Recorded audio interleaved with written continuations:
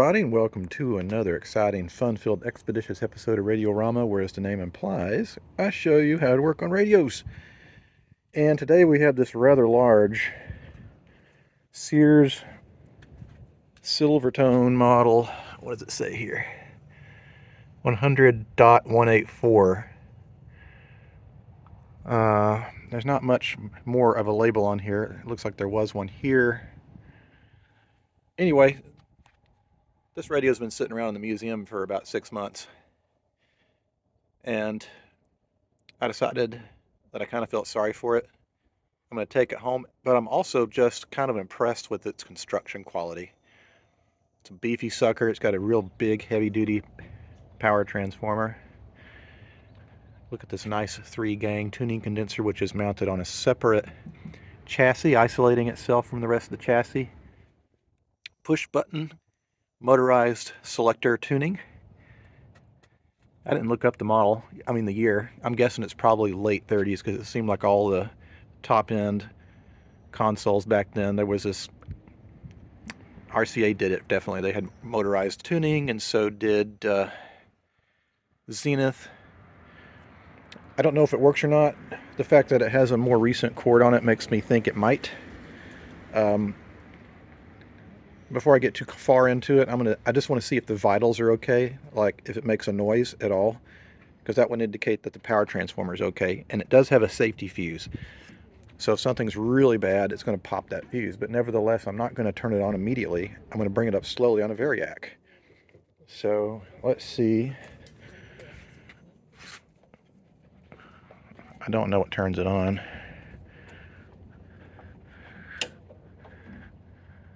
No clue. Okay, I think that's on. That's tuning. That's volume. That's probably band. Okay, let me go over and we're going to bring it up gradually on my variac. Let's see. Okay, power on. Okay, it must be on because it's drawing a little current because that needle's moving up a little bit. And let's let it hang out there for a little bit on 30% and or 30 volts rather. And we're going to bring it up slowly, maybe over the course of 5 minutes. See if it makes any noise. Okay, nothing blows up, but also all I'm getting is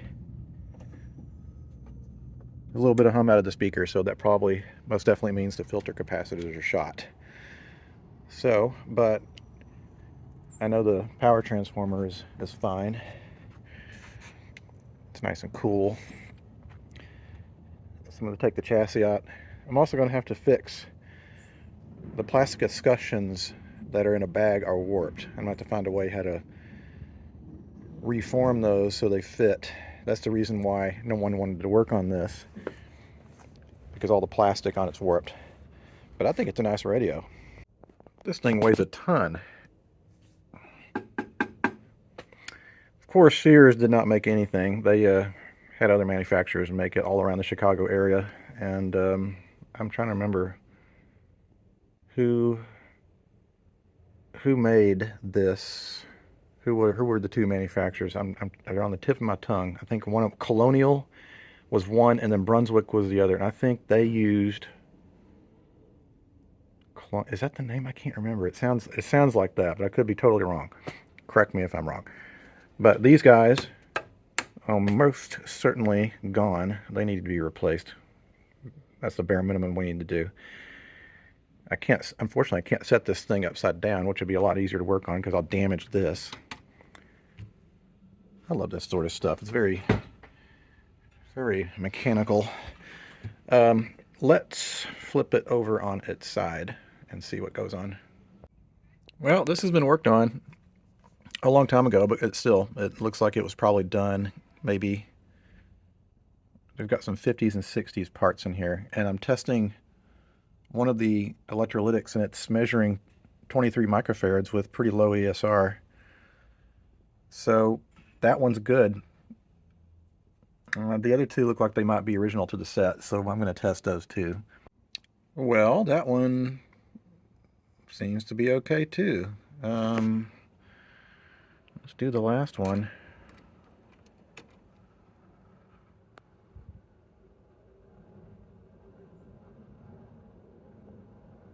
Yeah, that one's all right. Let's try these electrolytics.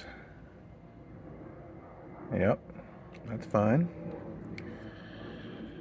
I mean, I'm not going to leave these in the circuit. I'm going to take them out of circuit because they're old, but still. Where are you going? Where are you going? Shit. All right. Yep, that's fine too. So it's something else. It's not the electrolytics that are causing it not to work.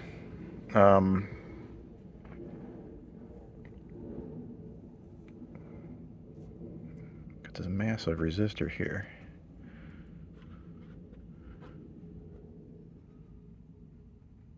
Some real sloppy soldering.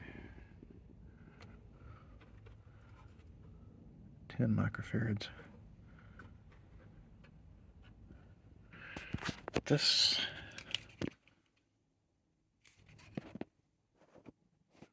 resistor looks fried.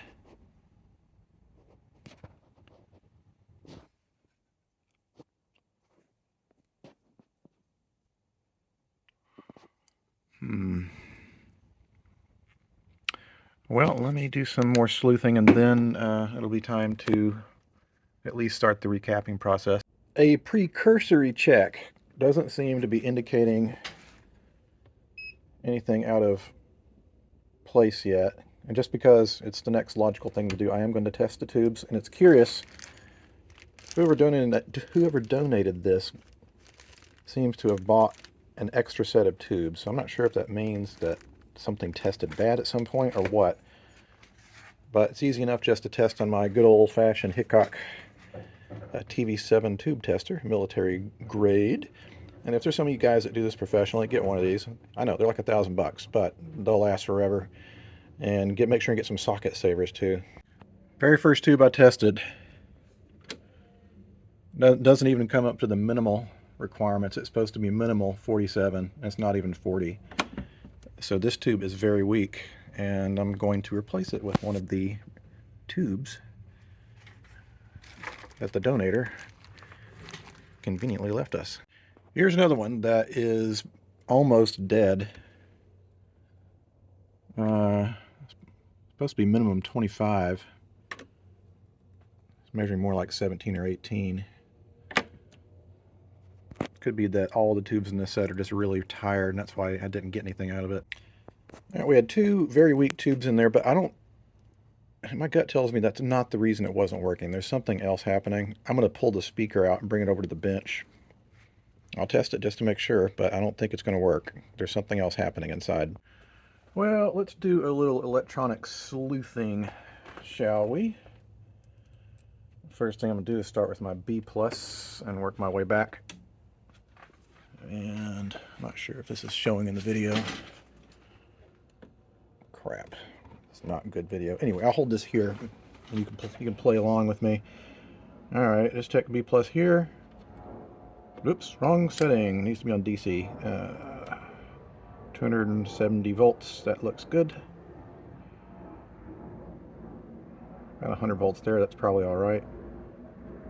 265 volts there. 37 volts there. 47 volts there. And let's see, I'm going to measure. So I've measured this far back from B+. Here we have a big fat resistor here. Let's see. 48 volts. 0 volts. Huh. That's suspicious. Let's see. On here we have 38 volts. 100 volts. Let me shut this down.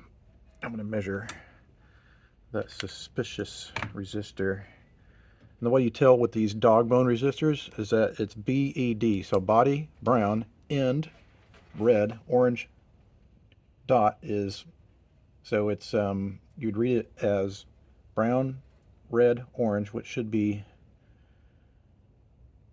I think that's 12,000 ohms. And so now we'll have to take it out of circuit to confirm, but that's measuring like almost a meg. If so, that's way, way, way off. Okay. Oops, hitting it with my hat.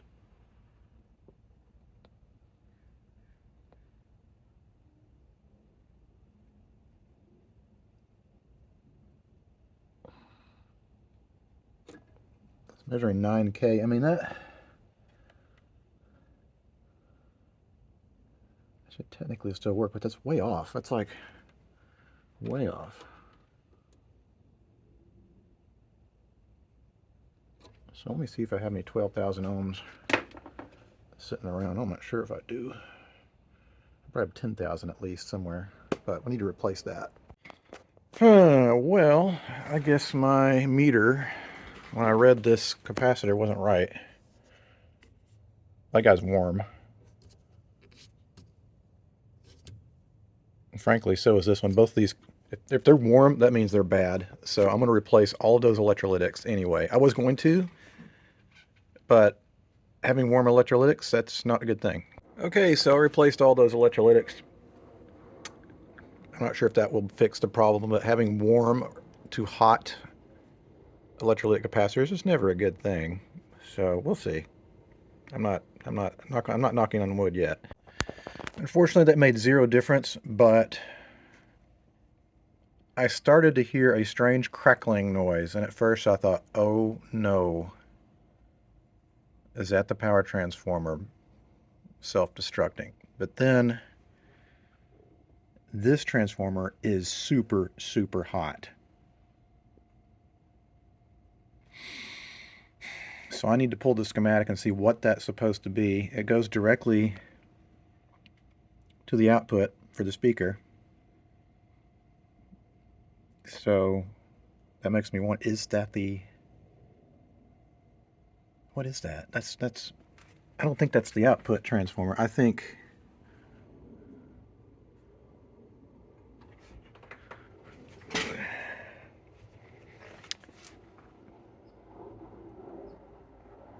maybe it's a bucking transformer? I don't know. That's not good though. It's probably pulling a lot of current. Well, this is the output transformer, and I tested the leads, and it's okay. It just got hot. So that means that something else is causing that to go hot. So it could be that we have a shorted capacitor.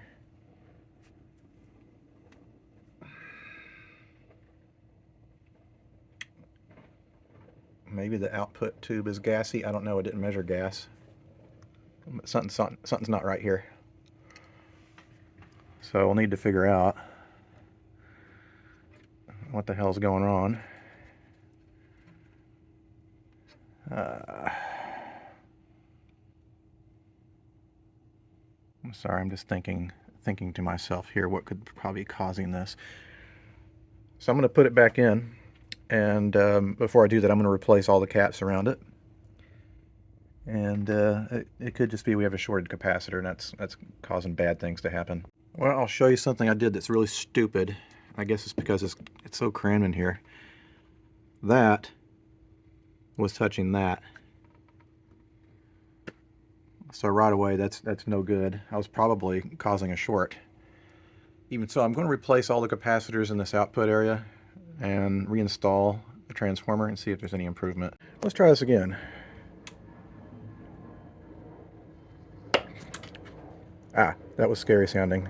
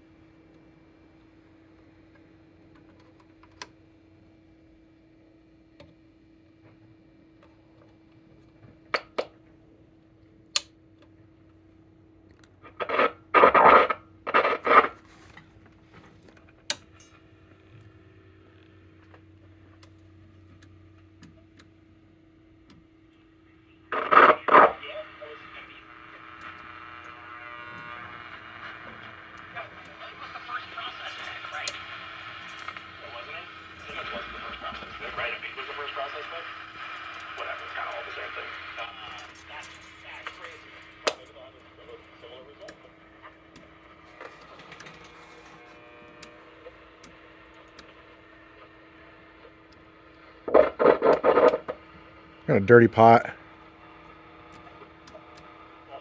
Should be a lot more sensitive than that.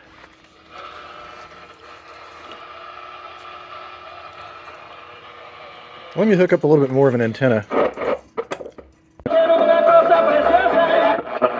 In colleges today, Fairfield by Marriott has fiction, non-fiction, or children.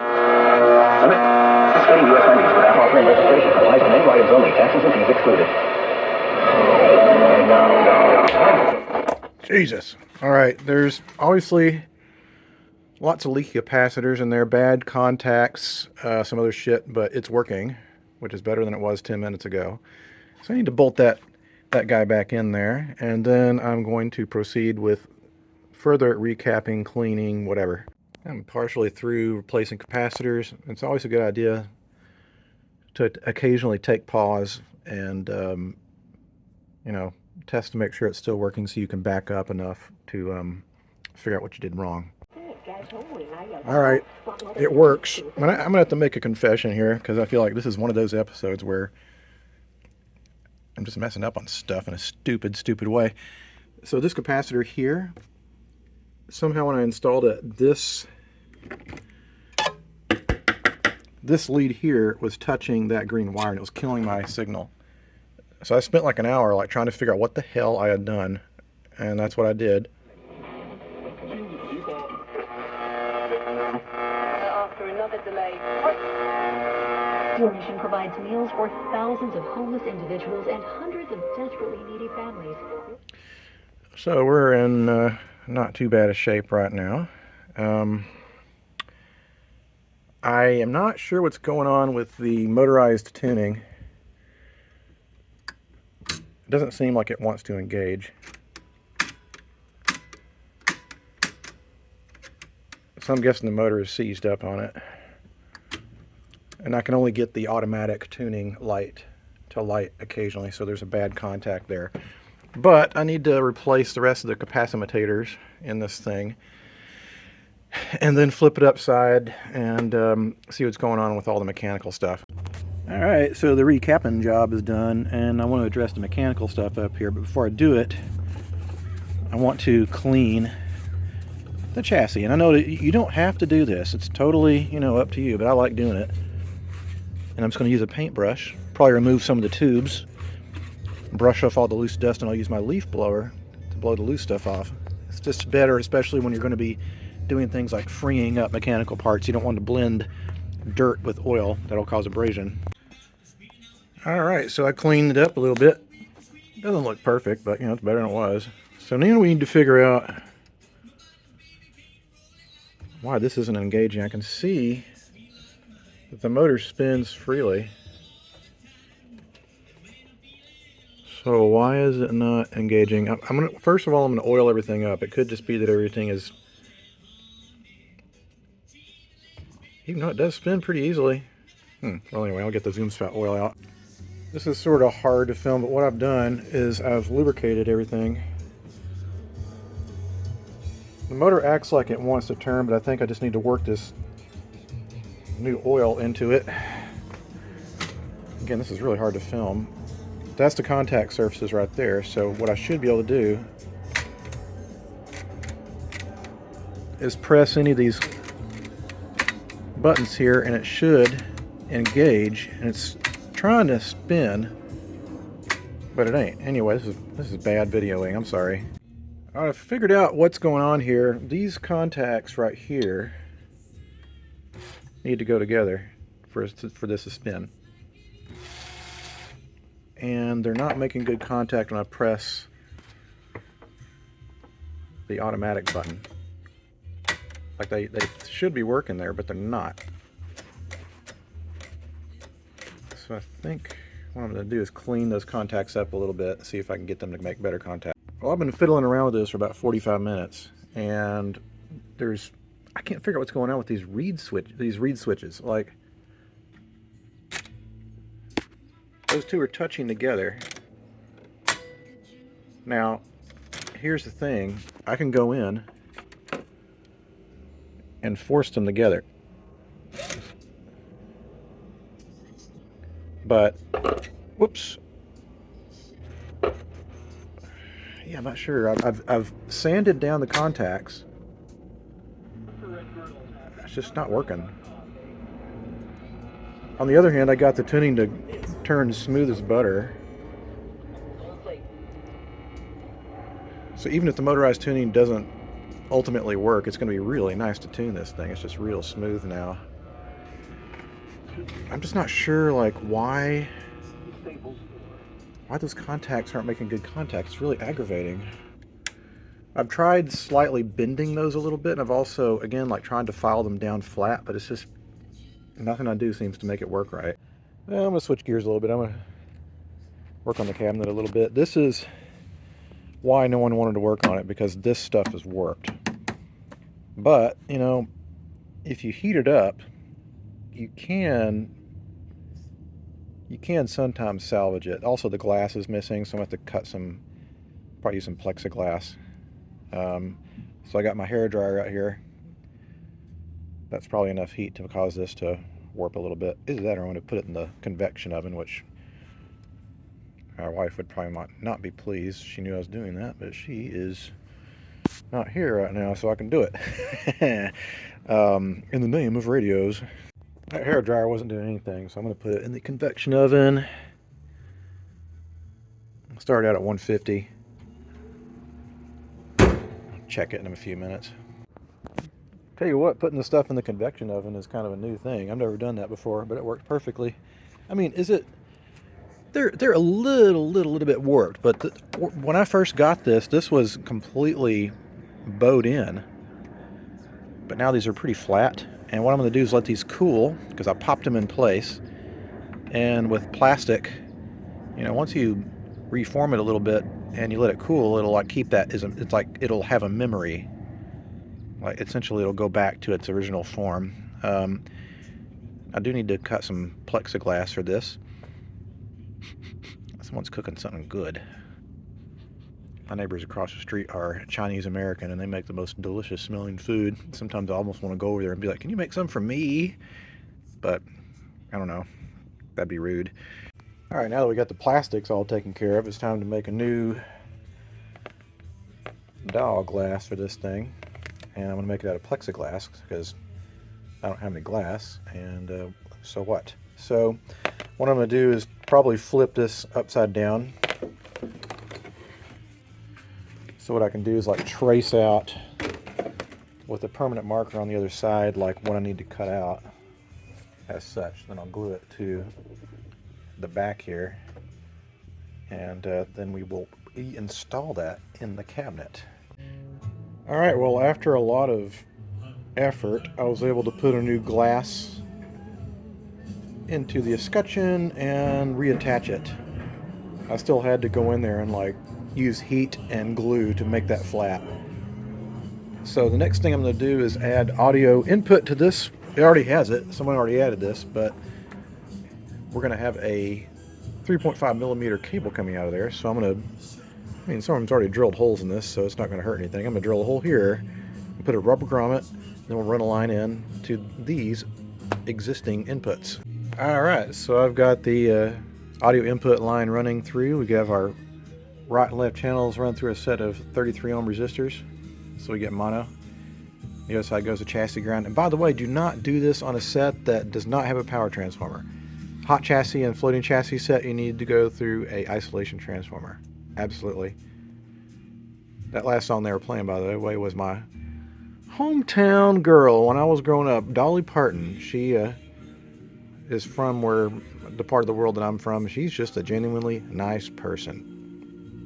And it's Christmas. But it won't be Christmas when you watch this, probably, but who knows.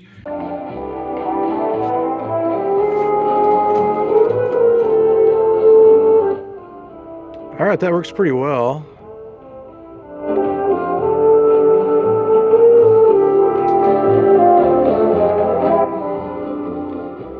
Keep in mind, this will sound a lot better back when it's back in the cabinet, because the cabinet resonates.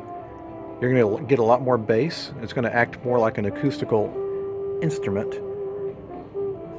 But I think we're getting closer to getting to a point of completion on this set. I'm not sure if I'm ever going to get the motorized tuning working. I'm not sure if it's really worth it. It's like whoopee. Like, I don't know. I'll think about it tomorrow because, like, this is my first day of working on this and I'm a little bit beat. But I'll probably pick this up tomorrow and we'll go from there. Welcome to day 2 of working on the Sears Silvertone radio, and there's a few more things we need to do here. Namely, this is the across the line cap. These bathtub capacitors, I believe they're just fancy paper caps in a metal housing. They can fail. They do fail. And that's a problem because if that capacitor were to, say, short and like fuse solid, then you would have live AC on that chassis. So it's real important to replace those and replace them with the right type of capacitor. So we're going to replace that with X2, Y2 across the line type capacitor. Those, if they get blasted really hard, they'll just split open. And so then we won't have this risk of having live current getting to the chassis. The only challenge is with this, I'm going to have to install a terminal strip because we have the cord and one of the lines coming out of the, I was about to say the power transformer, but no, that's probably the switch. So we'll need to drill a hole here and add probably another one of these guys, and then run our runner across the line cap. Okay, so now we have the safety cap installed and the old cap is out of service. I took the stupid cord they put on this off there. I don't know why they put this gigantic cord on here, so I put a regular one on. I ran it through a rubber grommet, so if you tug on it, it's not gonna, chafe. So I'm gonna flip it upside and I'm gonna see if I can get that motorized tuning to work. If not, it's not a deal killer, but it'd be kind of cool if I could get it to work. Okay, well, I'm making some success, but it's not working quite right. So I can put it into automatic mode and it'll index and go to the right station, but it's not reliably turning itself off. The motor will keep going. See, that still, it's not turning off, and I think the reason it's not is because that thingy there, maybe it just needed to be oiled. I lubricated all these little fingers. You see how it works is that each one of these stations has a little indentation. That's a little drum. And so when you turn this on, you pick one,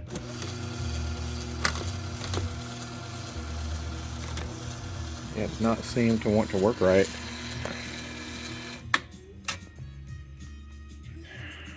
It's very fidgety stuff. I think I got it to work. I had to do a lot of futzing around with bending stuff. But now,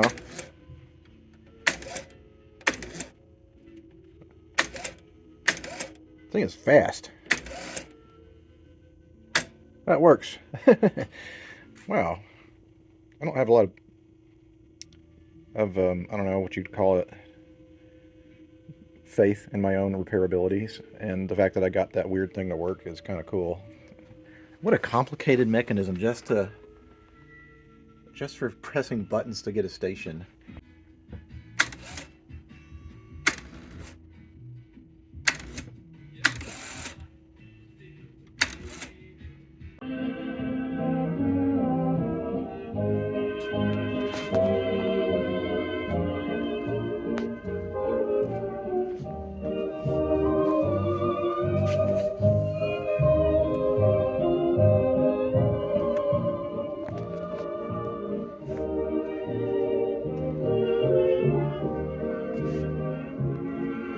Very nice radio.